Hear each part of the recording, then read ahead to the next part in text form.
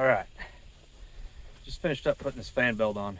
Before I start the video for you guys, I just want to say that is one of the worst jobs I've had to do on the backhoe here. So first of all, if I was going to hire out to do that, I probably wouldn't do it for less than $2,000.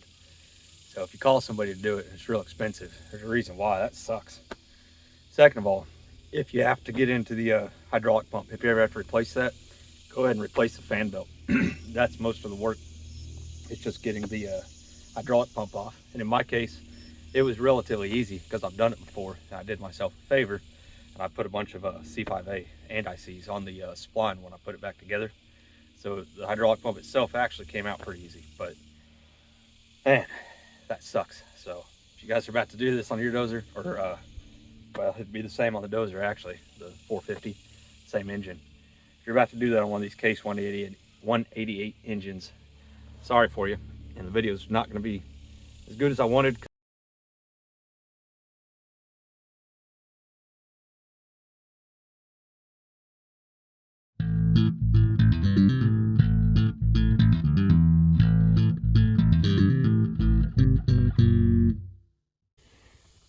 All right, guys, replacing the fan belt on the 580B here, the old basket case.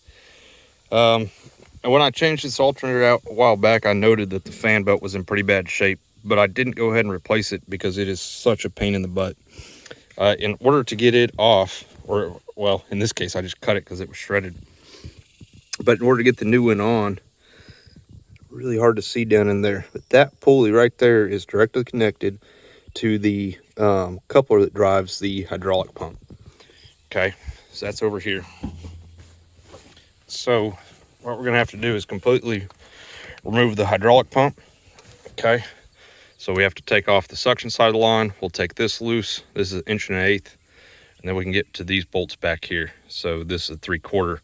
Then the pump comes out the front, and then you have to reach up in there with a long extension or something and take the coupling off. You can only see 2 or 3 of those at a time, and so you'll have to go over to the side of the engine after you do the first one and turn the engine with a wrench. You can do it by grabbing the coupler itself, the bolts that are still in there, and turn it so that you can see the other ones and then get in there. From that point, you'll have to block the engine from turning with a wrench or something.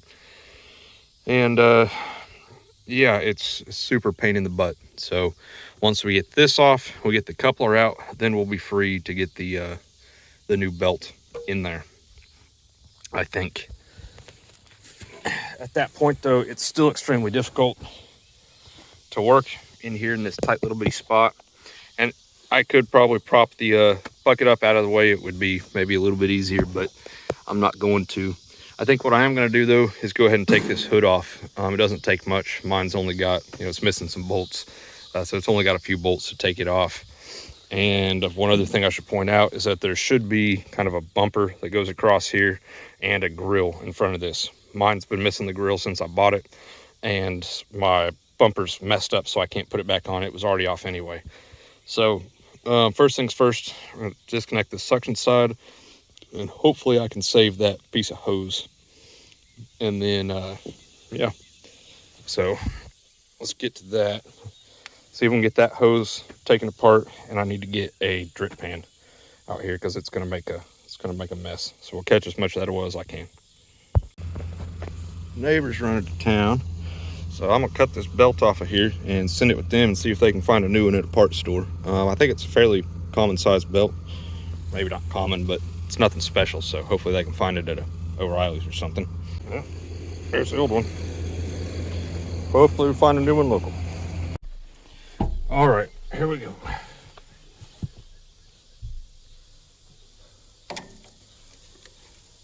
So I'm gonna try to save this hose because I just bought it a few years ago and put it on here when I replaced the hydraulic pump. If I had known how much of a job this was, probably already said it, but I would have replaced this belt while I had the hydraulic pump off. What the heck did I do to myself here?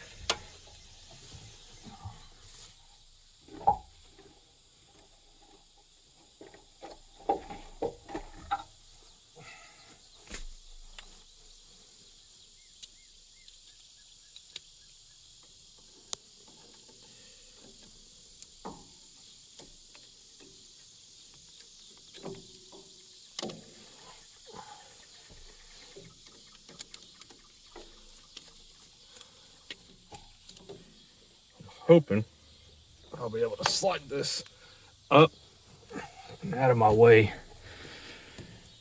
I'll drip pan down here. I'm gonna spill some of this, guys. There's just no two ways about it. Gotta move you real quick.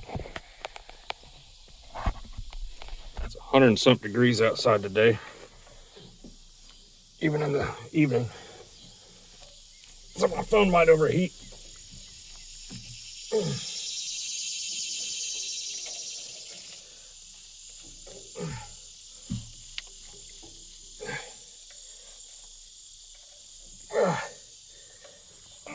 Almost.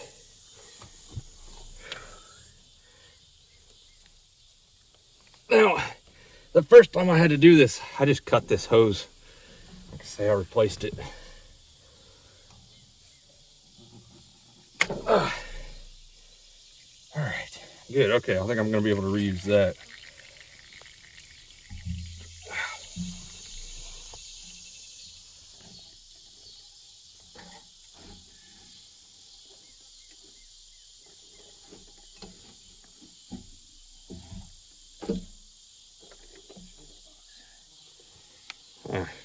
I'm missing a tool. Well, anyway.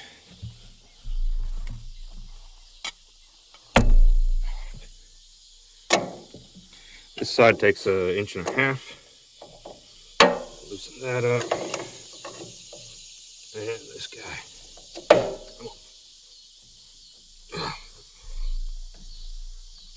Ah, dang. I was to say, I put that on there. Surely I haven't gotten weaker.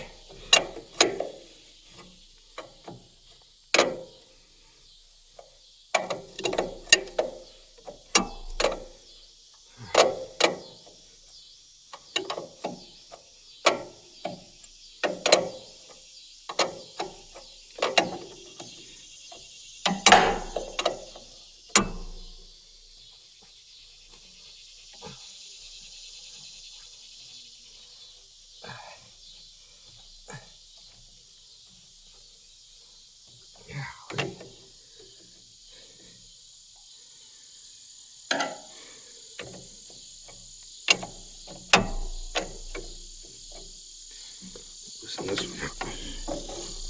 Oh, that's got her.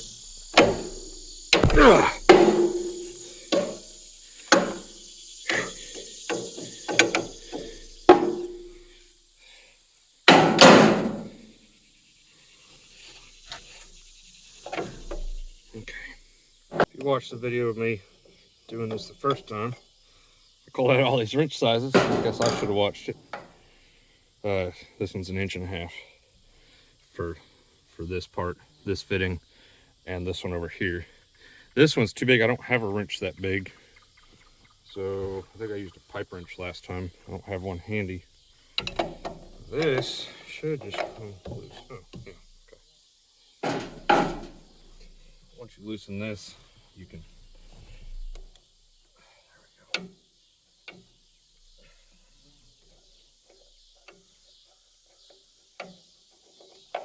The way that works is that's a O-ring seal.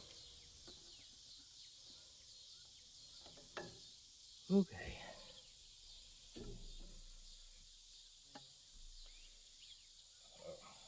This one is not particularly tight.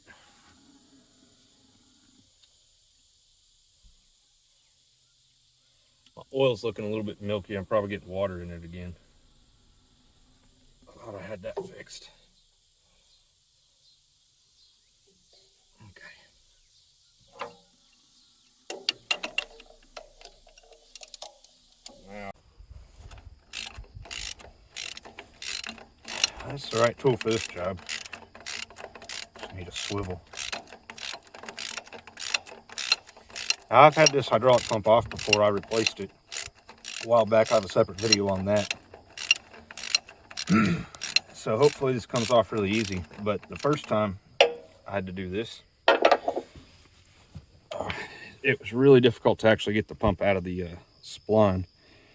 And what I actually had to do was wrap a chain tensioner, come along around the pump, and then pull it off the front bucket up here. And when I did this the first time, Of course, the hydraulic pump is out. That's why uh, I was taking it off. So I couldn't lift the bucket up out of the way. Could have done that this time, or I don't have to work through it right here. That'd probably be an easier way to do it. Of course, that wasn't an option the first time. So when I put this back together, I put anti-seize on here. So now it's kind of the moment of truth. Let's see if this comes off. It may just come right out of here. Oh yeah, sweet. So that's that spline. I put anti-seize on that. That's excellent. All right, cool. I'll show you. That makes me so happy. All right, so that's the spline that I need to get off of there. And my phone's overheating again. So can you see on the underside of it down there?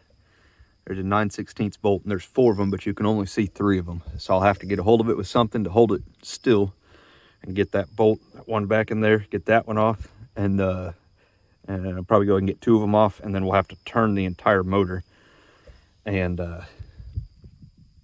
yeah, get the rest of that coupler off. Once the coupler's off, then we're finally ready to put the belt back on. I'll go ahead and turn this recording off while I get started here because, like I said, my phone's overheating. Okay, I got the belt on. The one that ended up working, here's the box that this one came in. So that's a 186750 Mic 2 Agco belt. Number on the belt is 2290. So that's one that ended up working. Man, that sucks.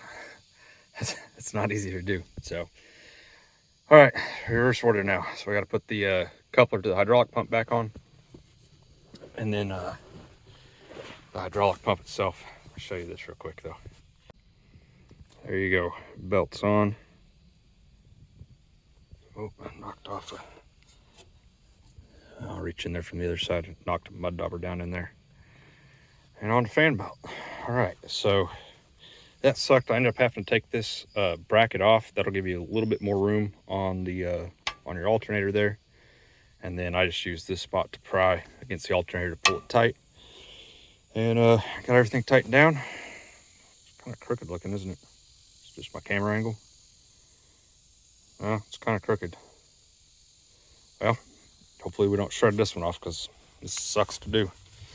Anyway, back to this. We'll get all this put back together and should be done.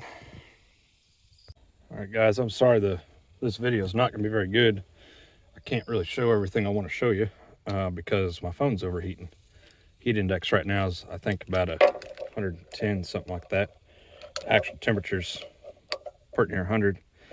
So this, there we go. Fish that dude in there. And now I've got this set up to where I can get to 2 of the holes, hopefully. So we're gonna get 2 bolts started. Try to anyway. There we go. I think that's started. Yeah.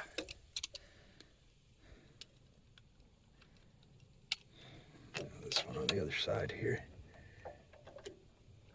I might be able to get 3 of them started actually. Come on. Nope. So the temperature, my phone overheats in this heat. So I have to keep stopping it. All right, I got the spline back on, or the coupler rather. Got this stabbed into the spline. One thing I really recommend having is a swivel.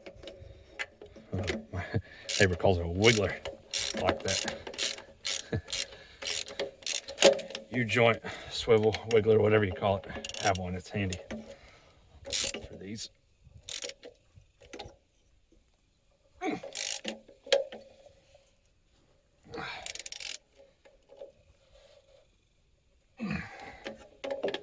especially for that side. This side you can get to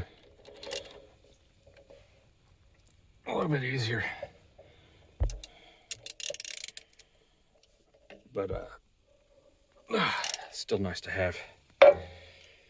Okay, some hydraulic connections now. First one's first, don't forget to put these on here before you try to make up the this connection. And again, if yours is all the original equipment, that hose right there, this one is probably toast. The first time I did this, I just cut that off with a Sawzall. Yeah, it was messed up. It's the same as these ones. You can't see them. Same as some other ones up there, though.